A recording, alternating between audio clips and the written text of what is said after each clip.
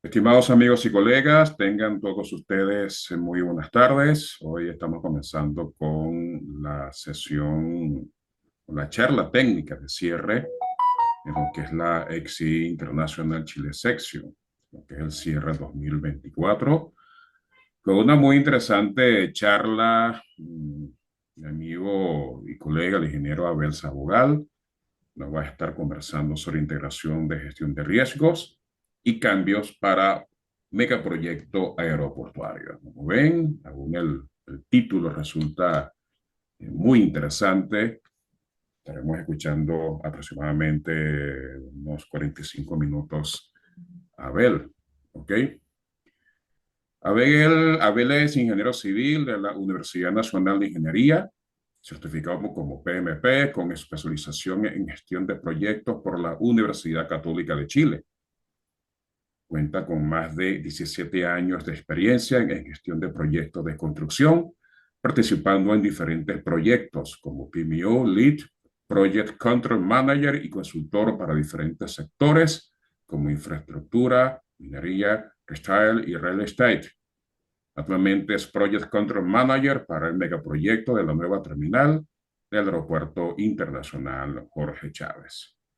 Muy bien, Abel. A partir entonces de este momento tienes todo el control. Adelante, por favor. Gracias, Carlos. Gracias, Raúl, también por la invitación. Bueno, vamos a tratar de comentar un poco esta experiencia, ¿no? La experiencia del proyecto del Aeropuerto Internacional Jorge Chávez aquí en Lima, Perú. Un poco voy a partir hablando del objetivo que tiene esta presentación. Este tópico específicamente de la gestión de riesgos, cambios, ha sido muy relevante para la gestión del proyecto. Y, y, lo- y principalmente el objetivo que tenemos es compartir, el incrementar las buenas prácticas en gestión, tanto a nivel nacional aquí en Perú como a nivel internacional, ahora Chile y probablemente en Brasil próximamente. Em, ¿Qué vamos a hablar? Básicamente hay una breve introducción para recordar algunos conceptos, claves del éxito de la dirección de proyectos y cómo enfocamos esta gestión de riesgos y cambios dentro de ellas, la importancia de la organización, procesos y sistemas relacionados a tanto a gestión de cambios como a riesgos y unas conclusiones. Cuando hablamos digamos, de dirección integral de proyectos, hablamos de cómo interactúan los procesos. Y en este caso, escogí el tema de riesgos y cambios para poder hablar acerca de su interacción. Inclusive voy a hablar un poquito de cómo antes de llegar a hacer un análisis de riesgos o a pensar en la gestión de riesgos, cómo es que pensamos también desde la estimación. Ahí Carlos tiene mucha experiencia de esto y seguramente va a compartir varias de los temas que comentemos aquí. Sí, pero lo principal y fundamental es que esto está basado en procesos, en personas y en tecnología que soporte la gestión. Sin ellos, a veces manejar un proyecto de estas envergaduras como un medio proyecto es muy complejo y es muy complicado. Y digamos, los tiempos son muy agresivos ahora y inclusive este proyecto que debió haberse hecho en 5 años se está realizando en 3.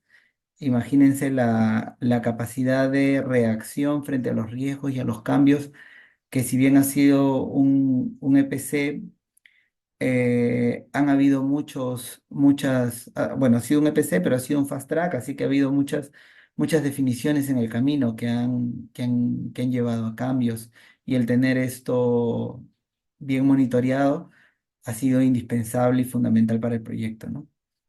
Em, Hace poco estuve leyendo y traje a esta presentación también eh, una publicación del PMI que hizo acerca digamos, las claves del éxito en la gestión de proyectos y hablaban de varios puntos, pero en realidad estaba muy claro dentro de ellos que la gestión de riesgos y tener procesos bien definidos y tener equipo también con objetivos claros era súper relevante, ¿no?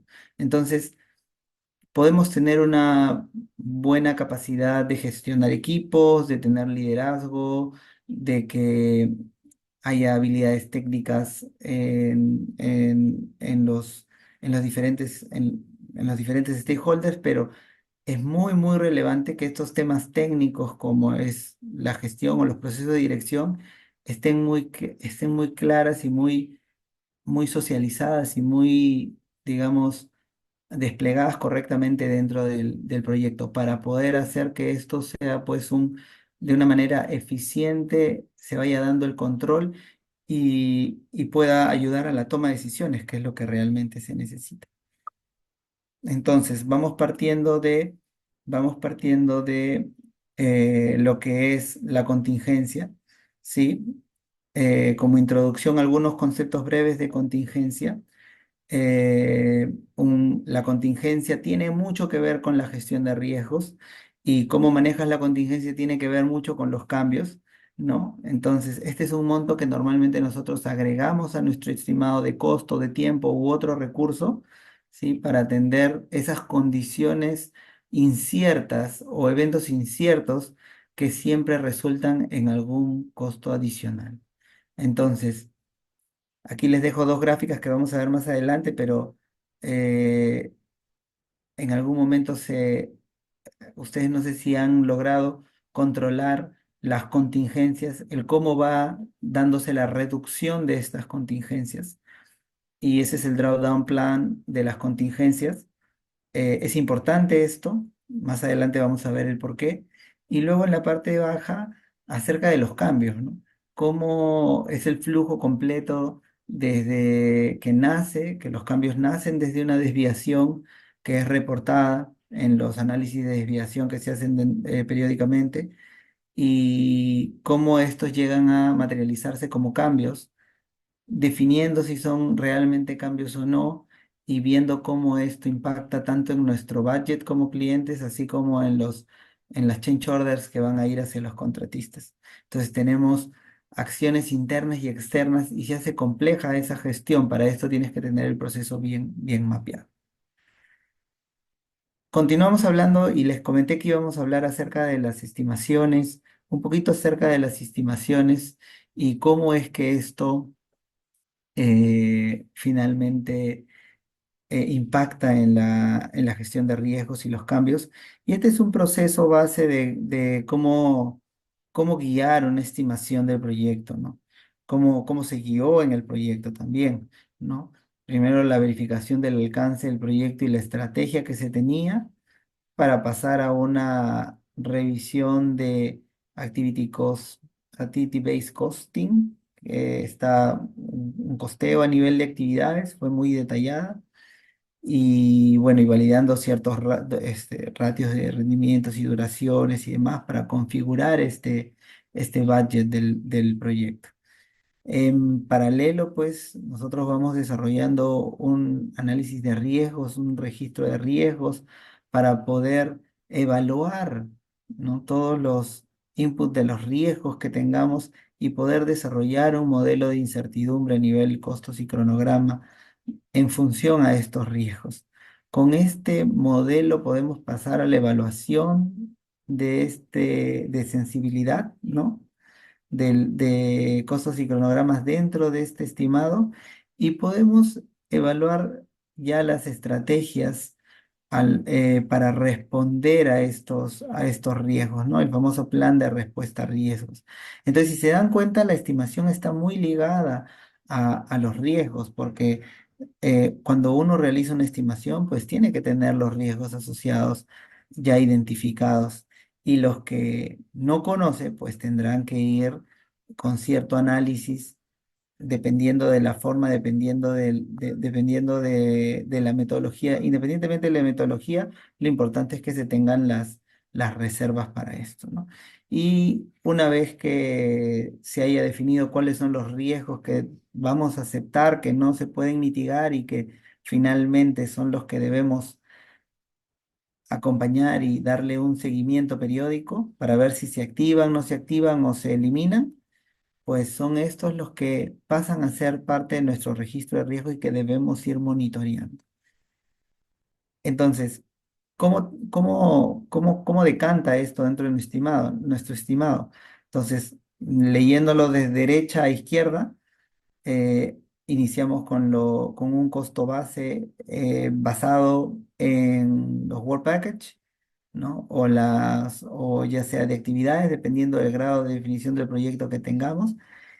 Y vamos a tener seguramente esos riesgos identificados que sabemos que existen, que sabemos que son cuantificables y que podemos medirlos y por lo tal podemos tener ciertos allowance dentro de nuestras reservas, con lo cual se configura la línea base con la que vamos a controlar el proyecto, incluyendo estas reservas de contingencia.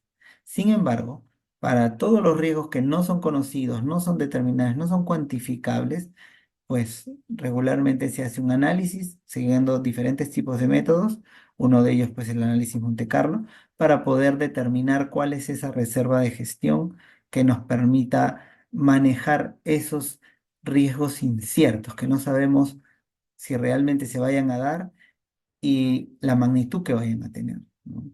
Entonces, de esa manera se configura el budget del proyecto y esto también ayuda mucho para poder soporta mucho el governance del proyecto a nivel de niveles de gestión de estas reservas, ¿no? ¿Quiénes son dueños de estas reservas? ¿Quiénes pueden utilizarla? ¿Quiénes no? Entonces es importante tener este proceso para poder definir aquello y poder establecer una base sólida para la gestión de estas contingencias. Finalmente, para terminar esta introducción, porque estoy recapitulando algunos conceptos, lo que les comentaba en algún momento, ¿no? Dependiendo del grado de definición del proyecto, si ustedes lo ven a lo largo del eje X, van a tener el grado de definición del proyecto, digamos, en términos de diseño, tenemos una línea en la que se menciona el 30% del diseño, así como una línea en la que hablamos del 100% del diseño, así como una línea en la que se habla de la construcción eh, completa o ya terminada, ¿no? Entonces, ¿cómo se van distribuyendo estos riesgos, ¿no? Tenemos una gran parte que son riesgos conocidos y cuantificables, tenemos algunos que no son cuantificables y tenemos algunos que ni siquiera conocemos, ¿no? Los famosos unknown. Entonces, mientras esto va avanzando, esos desconocimientos también van reduciéndose y vas conociendo más del proyecto, pero digamos que normalmente uno sale entre un 30 y un 100% a iniciar la ejecución del proyecto, ¿no? Nosotros en el aeropuerto pues lanzamos el proyecto básicamente con entre un 30 y 40%. Y aquí se dejó un costo estimado con ciertos allowance, se definieron las contingencias, se hizo un modelo para definir las contingencias y estas contingencias o reservas de gestión, digamos, estaban configuradas como cierta parte como contingencia y cierta parte como reserva de gestión. Los unknowns iban a ser las reservas de gestión. Entonces, iniciando ya un poco la parte del cómo abordar esta presentación. El primer punto es las claves del éxito y lo que les mencionaba. Estos son todos los puntos que hablaba el PMI en su Global Survey Project Management del año pasado, en donde mencionaba cómo actualmente, cuáles eran los puntos claves de éxito para la gestión de proyectos. Y si se dan cuenta, en el casillero número 3 tenemos el uso frecuente de la gestión de riesgos estandarizada, ¿no? Buenas prácticas en gestión de riesgos. Miren lo importante que es. Estamos entrando en un momento donde la agilidad es muy relevante, por lo cual es muy importante el tener también procesos ágiles, estandarizados, pero es súper relevante que esta gestión de riesgos, al ser tan ágil, tenemos que tener una capacidad de poder responder frente a ellos de una manera muy rápida. Luego, eh, la madurez en procesos de gestión de proyectos también es súper relevante y eso es algo que es lo que va a ser driver también para esto. Acompañan otros factores, pero quería resaltar esto porque quería resaltar sobre todo los procesos, la importancia de procesos y la importancia que le dan tan alta al tema de la gestión de riesgos, ¿no? Entonces, partamos por las personas, ¿no? ¿Cuál es la clave del éxito o una de las principales bases fundamentales? Es básicamente las personas que están gestionando este proyecto, el tener a las personas adecuadas para poder gestionar estos proyectos. Tener habilidades de liderazgo, probablemente las podríamos tener en diferentes niveles según el seniority que sea necesario, pero el tema técnico es muy relevante y por lo mismo este proyecto se configuró. Este es un poco, este es el esquema de la organización del equipo que dirige el proyecto del aeropuerto, que dirigimos el proyecto del aeropuerto. Y tenemos, como se dan cuenta, un program manager que ve todos los paquetes. El programa está dividido en tres grandes áreas, que es todas las áreas de las vías de acceso y llegada al terminal, la área del procesador como tal, perdón, el terminal como tal, que es todo el edificio de la nueva terminal, no, 264.000 metros cuadrados, y la zona del airside, que son todos los pavimentos, tanto rígidos como flexibles, para poder configurar estas plataformas donde los aviones llegan digamos, aparcan para poder descender y también recibir a los pasajeros, ¿no? Así como las taxiway, que son las calles de rodaje, para llegar, digamos, a estos, a estos puntos de espera, ¿no? Y el retail project management, que es el área de retail, donde todos los locales comerciales que tenemos dentro del aeropuerto también han sido desarrollados. Cada una de estas son una gerencia, cada una de estos son proyectos. De hecho, dentro de ellos tenemos varios subproyectos, pero tenemos un director de programa porque ve todos los proyectos, todo el conjunto de proyectos, ¿sí? Tenemos un área de Contract Management y tenemos un área de Project Controls. Yo soy el responsable del área de Project Controls. Tenemos un área de diseño que va de la mano con el Quality Assurance y Health and Safety. Y esto como soporte, pero el equipo de managers de los distintos frentes de cada proyecto tiene un área de soporte de diferentes disciplinas. Así fue como fue configurado. Nosotros somos el gestor de proyecto, somos la gerencia de proyectos del aeropuerto y tenemos un constructor, pero es necesario este expertise en lo que es especialistas aeroportuarios. O sea, son gente experta, equipos expertos en desarrollos aeroportuarios.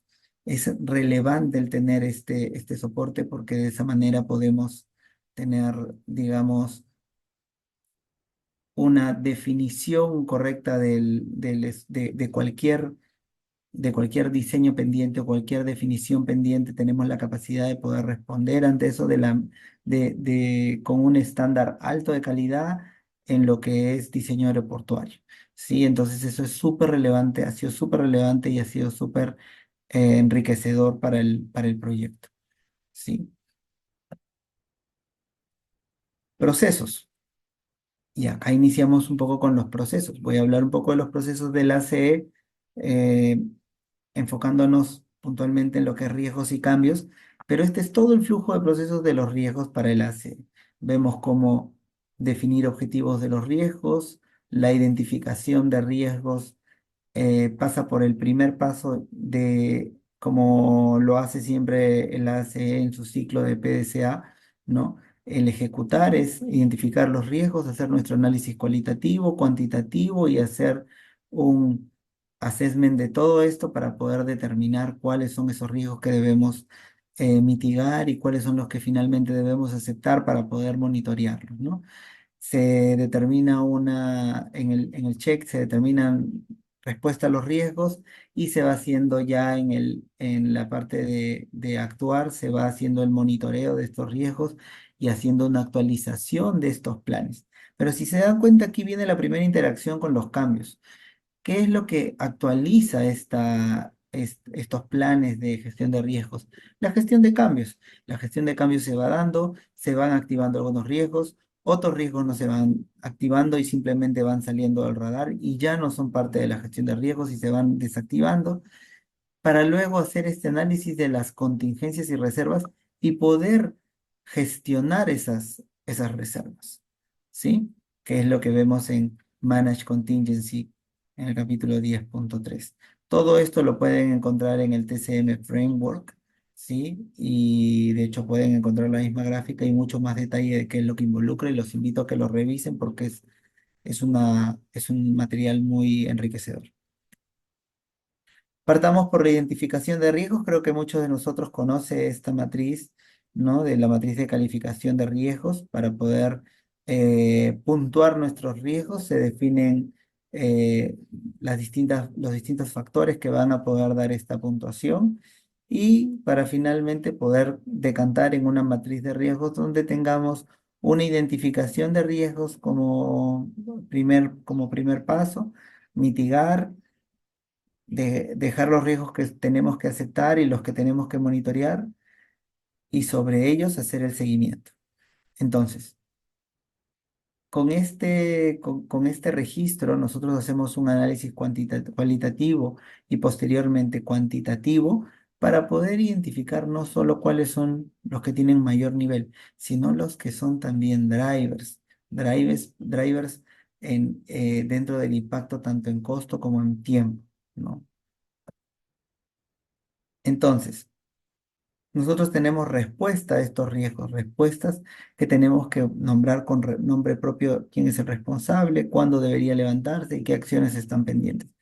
Y esto es lo que le hacemos, a lo que le decimos un seguimiento activo a la gestión de riesgos, porque es necesario poder ir mitigando y ir explotando los riesgos que son positivos, porque no solamente hay riesgos negativos, sino también positivos.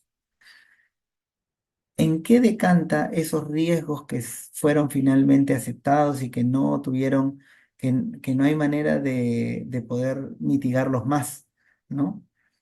Y que uno los acepta y que finalmente digamos, los trabaja para poder intentar mitigarlos y si no los monitorea para poder ver cuándo se activan, ¿no? Periódicamente y bueno, cuando uno define las bases la base de la estimación, define y hace un análisis de estos riesgos y define cuál es el nivel, digamos, el nivel de riesgo que quiere aceptar, ¿ya? Eh, cuando se hacen estos análisis de Monte Carlo y análisis cuantitativos, como como lo ven aquí en la lámina, es un poco para todos estos riesgos que yo desconozco y que no tengo cómo definir, pues se utiliza estos análisis probabilísticos para poder determinar un grado de riesgo que uno va a aceptar y que debería poder estar en la capacidad de responder.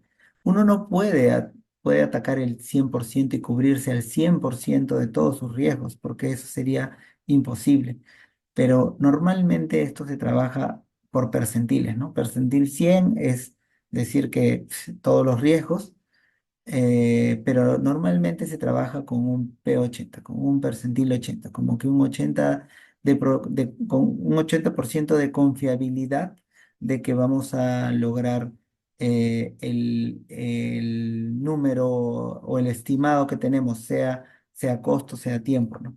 Entonces, aquí lo que pueden ver es justamente este gráfico de desviación, ¿no?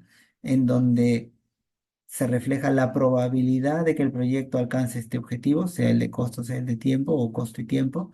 Y esta simulación es el método numérico más utilizado para determinar esa incertidumbre.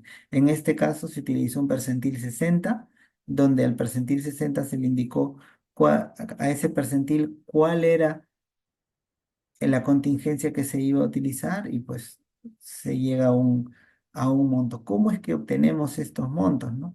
Y es que cuando nosotros hacemos el análisis de cuál es el impacto que podría tener en los costos, por ejemplo, o en los plazos, hacemos una, eh, hacemos un análisis de tres variables en la que tenemos la esperada, la pesimista y la optimista, y en función a esas tres, nosotros definimos, metemos eso dentro del modelo matemático y en función a todos los riesgos, a su probabilidad y a este impacto que podría tener tanto en el caso, eh, digamos, en el pesimista, en el optimista y en el esperado, nos arroja pues un monto que podría ser digamos, el que al percentil 80 o con un 80% de confianza, o mejor dicho, en términos de probabilidades, el número que en el 80% de las iteraciones que se hicieron fue el que nos arrojó cuando se hizo toda esta iteración de datos. Entonces, eso es lo que nos arroja el modelo y que nos permite ser un poco más precisos para poder dar un número, ¿no? Ahora, esto es muy relevante para megaproyectos porque no estamos hablando de poco dinero y es necesario tener un análisis mucho más preciso sobre esto, ¿sí? Eh, Posterior a esto tenemos el análisis de sensibilidad. Este análisis de sensibilidad que también lo arroja este análisis de Monte Carlo, donde nos permite pues identificar cuáles son esos riesgos que tienen mayor variabilidad o que generan la mayor variabilidad de nuestro número. Por lo cual, eh, este gráfico de tornado permite identificar pues cuáles son los más sensibles y son esos los que hay que ir a tener en cuenta para poder atacar, ¿no? Con respecto al down de la contingencia, y que es lo que comentábamos al inicio, es importante hacer un seguimiento periódico de los riesgos que no se van activando. Los riesgos en realidad, no solo los que no se van activando, sino los que se van activando, las que no se van activando, pero también las reservas no pueden ser, no es una bolsa que uno pueda utilizar sin ninguna restricción. Los riesgos deben estar identificados de una manera específica y se debe determinar montos para cada uno de estos riesgos, los cuales eh, cada vez que va avanzando el proyecto y de manera mensual, se hace una revisión de los mismos y se puede identificar se han activado, cuáles se han cerrado y los que ya se han cerrado, pues debería haber si no ha habido un consumo, debería haber una devolución de estos fondos, ¿no? Y probablemente pasar a un management reserve y ya no dejarlo en una reserva de contingencia. Probablemente. Eso implicaría que pase a la reserva del director y ya no la reserva de la gestión del proyecto. Con lo cual permite tener una trazabilidad y monitoreo digamos, de las reservas que uno tiene. Claramente, lo que suele pasar en los proyectos es que esas devoluciones van ocurriendo al final porque en realidad durante el camino van saliendo riesgos, pero también van apareciendo nuevos. Entonces, por eso es necesario hacer un constante update. Y bueno, y ese rundown rundown de la contingencia se puede determinar de muchas maneras. Se planifica, se dice cómo es que debería estar bueno, eh, cómo debería estar modelada utilizada en el tiempo esta contingencia. Y lo que nos permitiría esto es poder hacer un tracking de si estamos consumiendo más de lo esperado o menos. Y si estamos consumiendo más, el tener la justificación. Y si estamos consumiendo menos, evaluar si es necesaria toda la contingencia o es necesario o puede ser ya no utilizado y devuelto. ¿Por qué? Porque, por ejemplo, hay algunos riesgos que muchas veces en los proyectos, a veces, voy a poner un ejemplo específico. Por ejemplo, tenemos riesgos de vicios ocultos dentro de las cimentaciones o en los, o en la subestructura del proyecto. Y por riesgos que hay de líneas o estructuras existentes que podría tener, ¿no? La zona, pero pasa la etapa de subestructuras, cimentaciones y demás, y ya el riesgo ya no está activo, no se dio, no se activó, entonces simplemente ese riesgo debería cerrarse, desaparecer y evaluar si hay nuevos. Si no hay nuevos, pues ese dinero vuelve y regresa a las reservas de contingencia o tal vez se devuelve. Pero es necesario hacer ese ejercicio, ¿no? Porque tener una bolsa de contingencia tampoco es una práctica que sea adecuada. Pasamos a los cambios y voy a tratar de ir un poco rápido porque no me queda mucho tiempo. Carlos, me vas informando, por favor. Con respecto a los cambios, tenemos una primera parte, la primera parte es siempre planificar la gestión de cambios. El hacer o el ejecutar ya la gestión de cambios es hacer la identificación de esas desviaciones. Y ahorita lo vamos a ver en una lámina un poco más gráfica, pero identificar esas variaciones, analizar las varianzas, definir las desviaciones, si son desviaciones o son cambios de alcance, ¿ya? Eso también es importante. Y por ahí ven, ¿no? Nuestros trends, los famosos trends, que son justamente estas desviaciones que se dan dentro del proyecto que tienen que ser aprobadas para el uso de las contingencias y las reservas en general, ¿sí? Entonces, pasamos a hacer las evaluaciones de estos cambios y el cómo y de dónde vienen, de dónde nacen para poder atacar la base del por qué no, por qué se están dando estos cambios para evitarlos, ¿no? En el proyecto han intentado meter mil y un cambios por mayor confort, por mayor capacidad digamos, eh, sense of place, temas comerciales, pero hay muchas cosas que se han tenido que decir que no, porque el proyecto no nació así y si no, el proyecto no va a llegar a término. Entonces, se necesita poner un stopper en los cambios y esos stoppers son guiados por estos análisis, ¿no? Pero para esto también es necesario tener dentro de tus bases contractuales la forma en cómo trabajar estos trends, en cómo trabajar estos potenciales cambios, cómo los evalúas, quién los evalúa el cliente, los evalúa el contratista y qué hacemos como clientes, tenemos que tener este proceso para poder validarlos, evaluarlos, ver si tenemos el dinero para poder atenderlos y si no lo tenemos, pues simplemente informar de que esto es una desviación y por lo mismo la tienen que aprobar porque necesitamos fondos para esto. ¿No? Si es muy necesario, se destinarán los fondos. Si no es necesario, pues no tendremos cómo, no podrá ejecutarse, ¿no? Para finalmente, y nuevamente como les mencionaba, gestionar nuestras reservas, ¿no? Gestionar nuestras reservas. Esto está totalmente conectado con los riesgos. Y esto es parte de lo que los traigo, que no es ninguna ciencia, el ACE ya lo ha dejado totalmente documentado y nosotros simplemente lo que hacemos es aplicar estas buenas prácticas. Entonces, viéndolo un poco más gráfico, ¿no? El objetivo principal de esto es poder tener un proceso que nos permite identificar esas potenciales desviaciones.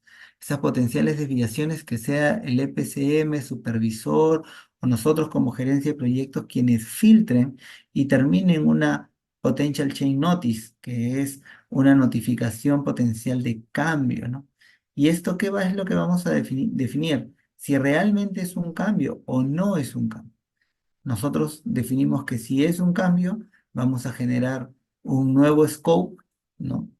Que, que digamos, visto de caras a los contratos, tenemos que generar un nuevo contrato, ¿no?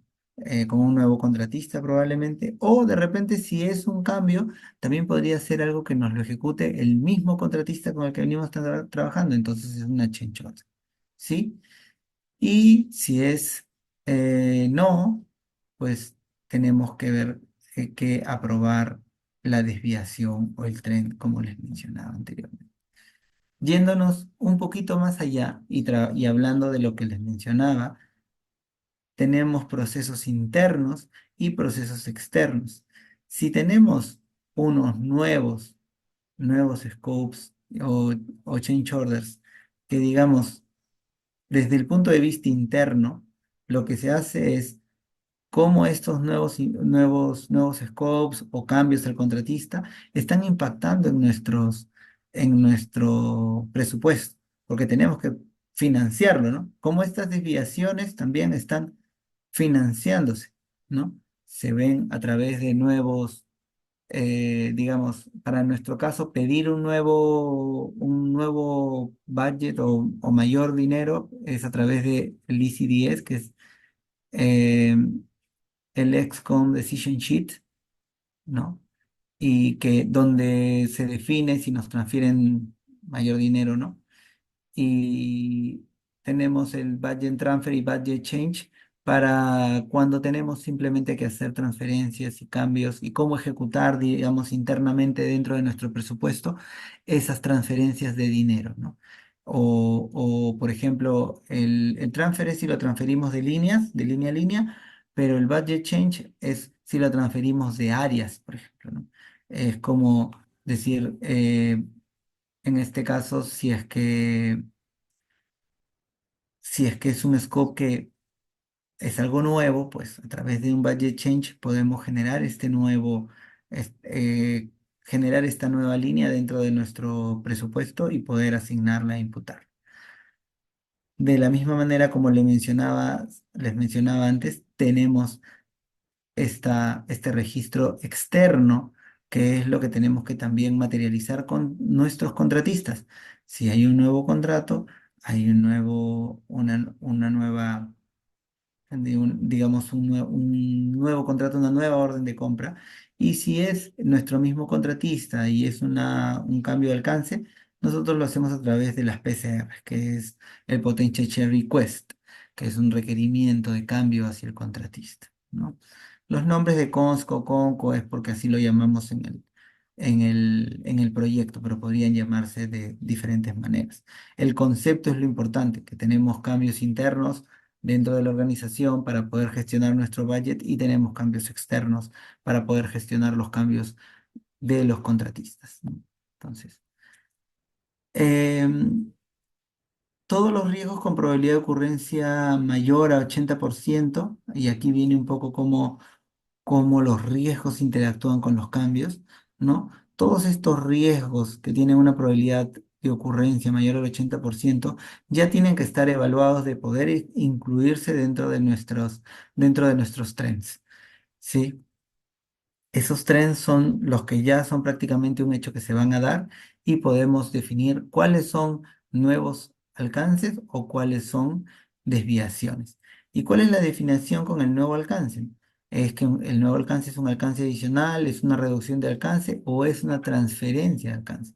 Transferencia de alcance hablamos de que un área, por ejemplo, el área de operaciones, tenía un budget para ejecutar dentro de nuestro proyecto algún trabajo, pero como sabe que nosotros estamos ya gestionando directamente con un contratista y quiere trasladarnos ese alcance para que lo hagamos nosotros, no hay ningún problema y hacemos una transferencia de alcance y nosotros lo ejecutamos. A eso se refiere con transferencias de alcance. Y las desviaciones o trends hablan de desviaciones por desarrollo de diseño, que si el diseño pues cambió y hay una desviación y para eso están nuestras reservas de contingencia, hay mayores cantidades, hay omisiones en la estimación, la estrategia de ejecución puede cambiar, las condiciones del mercado pueden cambiar, eh, los escalamientos pueden cambiar, ¿no? Y escalamientos me refiero al tema de la variabilidad del precio en commodities, ¿no? Y esas fluctuaciones de cantidades De repente en un contrato a precios unitarios también es una desviación, ¿no? Y productividad en la mano de obra también, ¿no? Luego, y finalmente tenemos la gestión de cambios en contrato. En esto tenemos una RP específica de la ACE que la pueden revisar, que es la CNR 19, y donde se puede identificar el proceso exacto de cómo se hacen esta gestión de PCRs, que básicamente es cómo interactuamos con el contratista para poder, eh, para poder guiar, digamos, una aprobación de un cambio a un contrato ya existente. ¿Sí? Finalmente tenemos los sistemas. Nosotros para la gestión de riesgos tenemos el @risk, la gestión de cambios tanto Primavera Unifier, que gestiona todos los costos del proyecto, como Oracle Aconex para poder identificar todos los registros eh, de comunicaciones donde nos envía la documentación el contratista. Y finalmente para hacer nuestro forecast utilizamos tanto Primavera Unifier como Excel y BI. Conclusiones. La gestión de cambios se gestiona en función a las reservas, como ya hemos mencionado. Hay reservas de contingencia como reservas de gestión, ya lo hemos revisado varias veces. Eh, las reservas del director del programa o proyecto debe ser informado de su uso, y el poder tenerlo diferenciado y seteado como reserva de gestión y reserva de contingencia es importante para este governance. Estos, estos, estas contingencias no pueden ser consumidas sin la aprobación, dependiendo del nivel, ¿no? Si es una reserva de gestión, puede ser por el manager del proyecto, y si es una reserva perdón, si es una reserva de contingencia, puede ser por el manager del proyecto, pero si es una reserva de gestión, debería ser aprobada por el director o el gerente de programa, ¿sí? Entonces, el uso de reservas favorece la agilidad totalmente, porque yo puedo ir adelantándome a las reservas que necesito e ir gestionando los permisos de dinero para poder tenerlos alocados correctamente en sus cuentas y no tengamos ningún problema con parar la construcción porque no haya fondos para atender estos cambios. ¿Sí? La gestión de riesgos tenemos que tener procesos claros y vinculados, eso es importante. Y el análisis del down de la contingencia permite realizar este control de la contingencia para no escaparnos de ella, ¿sí? Finalmente, todo esto no sería posible sin un equipo sólido también y técnico en lo que es esto. Este es el equipo de control de proyectos del aeropuerto, por los cuales esto también se hace posible. Eso es la presentación que tenía para ustedes, y les dejo mi contacto por si ustedes quieren tener alguna consulta, conversación, abierto a las consultas que ustedes tengan. Gracias, Carlos. Gracias, Raúl. Excelente, buenísimo, Abel. Disfruté muchísimo de esta presentación.